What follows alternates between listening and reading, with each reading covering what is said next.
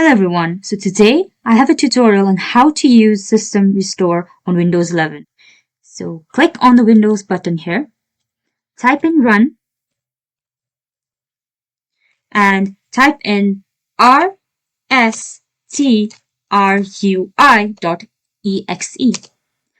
Typing this will open the System Restore menu. So this System Restore file, just go click on next.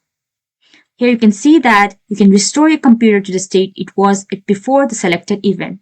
So you can use this tool to restore and go back to the point before you've made problems in your computer.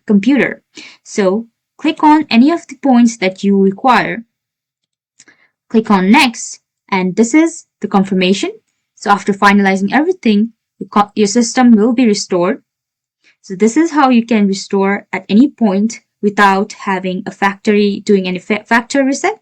So finalize it, finish it, and this is how you confirm your restore point and use System Restore on Windows 11. Thank you so much for watching.